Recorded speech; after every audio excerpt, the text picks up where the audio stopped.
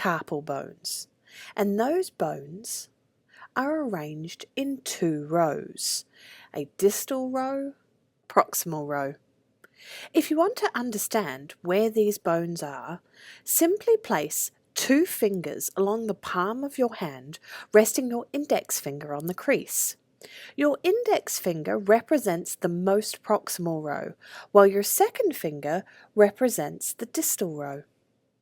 These tiny bones give the wrist its characteristic flexibility because the 2 rows slide across one another, while the individual bones can glide against the next one. Think of it like a beanbag. So if we want to break this up and look at each individual bone, we can see that of the 8 over here, first we have the scaphoid bone.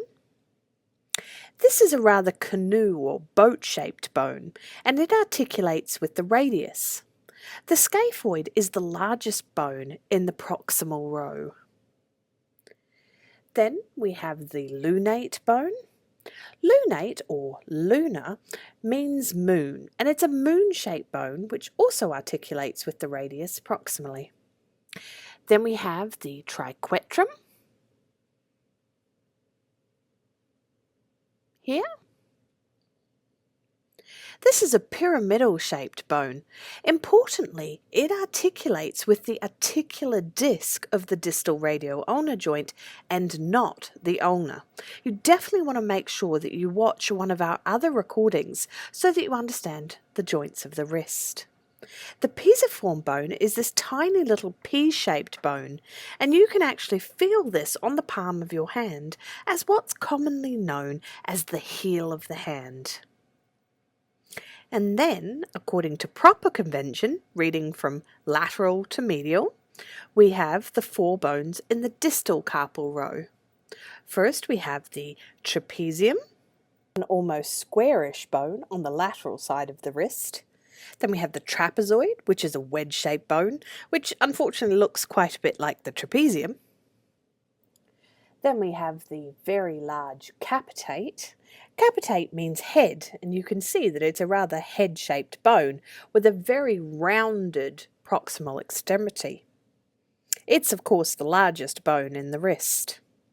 And lastly, we have the hamate. The hamate is another wedge-shaped bone, but it's okay because it's easily identifiable due to this distinctive hooked process called the hook of the hamate. Now, I know this might all seem a little scary and a little overwhelming, but don't worry. Rarely in an undergraduate course are you asked to identify individual bones, but more to understand their position and their order. And because of this, there's some really great mnemonics, and I'm going to walk you through one now. So you can see the scaphoid, the lunate, the triquetrum, all of them have been labelled, and you can see in order this spells out SLTPTTCH. And as I learned to remember it in school, the mnemonic for this is some lovers try positions that they can't handle. Now, the last thing that you really want to notice about these carpal bones is the shape that they naturally make when they're together. They are not flat. The wrist is concave transversely, so it's concave anteriorly and convex posteriorly, which leaves you with this unusual little tunnel right here. And you might have heard of that. It's called the carpal tunnel. And there's some very important structures that run through here. In the next recording, we'll be carrying on with the hand.